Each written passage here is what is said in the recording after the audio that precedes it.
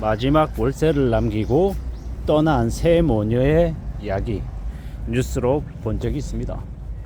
이 서울시 송파구의 모 지역의 반지하에 살던 세 모녀가 마지막 월세를 이 집주인에게 남겨두고 죄송하다고 미안하다라고 편지를 남기고 그런 선택을 하고 떠나갔습니다.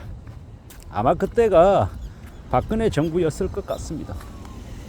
박근혜 그 당시 대통령은 더 이상 그렇게 가슴 아픈 일이 벌어지지 않게 좀 촘촘히 우리 주변에 이제 알려지지 않은 그런 경제적 공경에 처해 있는 사람들, 그들에 대한 대비책, 대응책이 필요하다라고 이야기를 했었습니다.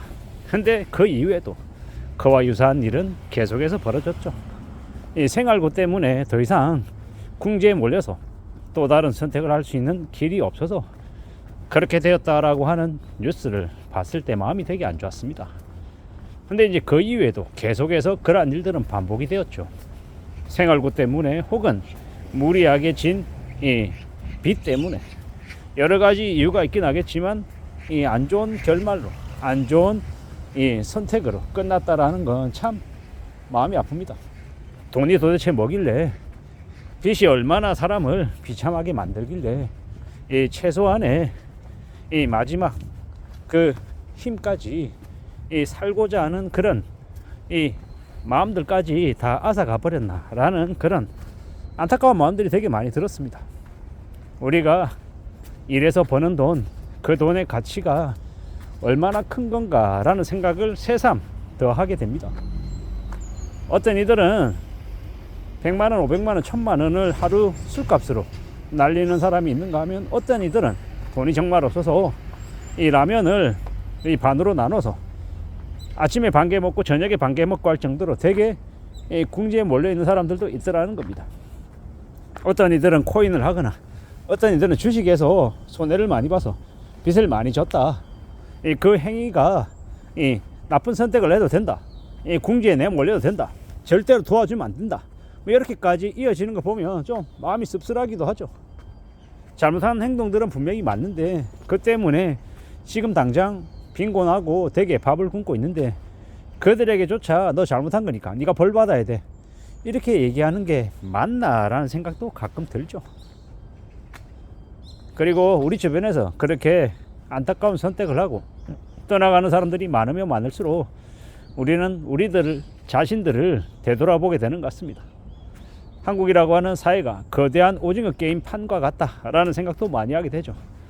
이 게임에서 지게 되면 그냥 끌려나가도 사람들이 아무도 신경 쓰지 않는 거죠. 왜냐? 그저 내가 지금 이 판에서 살아남았고 또 다음 판으로 넘어가기 위해서 내가 좀 더 눈치 빠르게, 내가 좀 더 민첩하게 움직여야, 그래야 나의 생존이 이제 보장될 수 있는 것이기 때문에 남들 신경 쓸 겨를이 없다, 이런 얘기들을 많이 하는 것 같습니다. 부모와 자식이 서로의 생존을 위해서 나 몰라라 하고 손을 놔버리는 그런 일들도 비일비재하게 벌어지는 것 같습니다. 때로는 혼자 남겨질 자식들이 눈에 밟혀서라며 나쁜 선택을 같이 강요하는 더 나쁜 부모들도 있죠. 참 서글프고 참 답답하고 참 무거워지는 이야기들입니다. 저 또한 이제 부모이고 자식을 키우는 입장이다 보니까 그 정도까지 이렇게 내려가면 도대체 어떻게 되는 걸까, 어떻게 살 수 있는 걸까, 이런 생각들을 종종 하게 됩니다. 세상에 아무리 많이 힘들고 아무리 어려운 일을 겪어도 정신을 바짝 차리면 살아낼 수 있다, 이런 마음을 가지려고 애쓰는 게 저인데요. 그럼에도 불구하고 한번 무너지기 시작하면 정신을 다시 부여잡기도 어렵다라는 것도 조금은 알 것 같습니다. 무지막지한 시대, 험난한 세상, 이 어려움들을 견디고 극복한다라는 것 자체가 십시만은 않은 건데, 어쩌면 우리 모두가 되게 이 힘겨운 시대를 살아내고 있는 생존자일지도 모르겠다, 이런 생각들도 해봤습니다. 참 씁쓸하더라고요. 반지하에 살고 이 딸아이가 2명 있는데 한 명은 이 당뇨 지병으로 되게 이제 이제 많이 우울해하고 많이 힘들어했고, 이 모친 또한 그 세모녀의 이 어머니 또한 이제 일할 수 있는 형편이 안 돼서 되게 힘겨워하고 계속해서 좌절하고 낙심하고 좀 많이 어려웠다라고 아마 생각했나 봅니다. 그랬기 때문에 그런 나쁜 결정들을, 안타까운 결정들을 했겠죠. 우리가 살아가며 만나게 되는 참 많은 일들, 많은 어려움들, 많은 역경들, 많은 고난들, 그런 힘든 것들이 우리에게 때로는 단 하나의 여유도 주지 않아서 정말 그렇게밖에 안 되는 건가, 이런 생각도 들 때가 있고, 또 어떤 이들은 아무리 힘겹고 어려운 상황에 놓여도 또 구차하게 구질구질하게 또 살아가는 사람들이 있는 걸 보면 참 이 마음이라고 하는 게 이 마음먹기에 달려있다라고 쉽게 얘기하는 사람들도 많지만, 또 그 마음을 굳게 먹기가 또 그토록 어려운 거구나, 그토록 어렵구나 라는 생각도 하게 됩니다.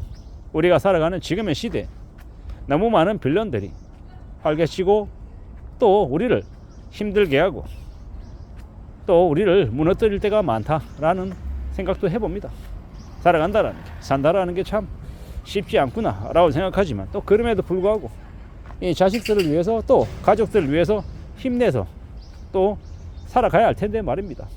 저도 그렇고 여러분들도 그렇고 참 살아가는 지금의 현실이 참으로 소홀하지 않을 텐데 어떻게 다들 살아가십니까? 저는 제가 살아왔던 삶이 참 쉽지 않았다, 어렵다라고 생각하는데, 또 다른 한편으로는 그래도 지금 제가 직장을 다니고 월급을 받고 출근하고 퇴근하고 일상생활을 유지할 수 있다는 거, 그게 가능하기 때문에 저 또한 이렇게 유튜브 영상도 시간을 쪼개서 틈틈이 이렇게 찍는 게 아닌가라고 생각합니다. 만약에 제가 지금 월급을 받지 못하고 생활고에 시달리고 있으면 제가 이 유튜브 영상 붙들고 있을 시간이 어디 있겠습니까? 왜? 당장 먹고 살아야 되는데 허덕이며 발에 땀나게 뛰어다니고 있었겠죠. 어쩌면 이렇게 영상을 찍어서 올리는 것도 이 시간적인 마음의 여유가 있어서 가능한 거다라고 생각합니다. 참 앞으로 살아가는 우리네 시대의 많은 사람들에게 조금의 여유, 조금의 행복, 약간의 안정이라도 생기기를 바랍니다. 근데 그걸 가지려면 누가 주는 게 아니라 내 스스로가 좀 더 분발하고 좀 더 땀 흘리고 좀 더 성실하게 살아서 부지런히 돈을 모아서 가족을 지키고 나 자신도 지키는 그런 삶을 추구해야, 그래야 가능할 것 같습니다. 아무쪼록 이 힘든 현실을 잘 극복하고 잘 견뎌서 더 이상 그 세모녀와 같은 일들이 안 벌어졌으면 좋겠습니다. 이상입니다.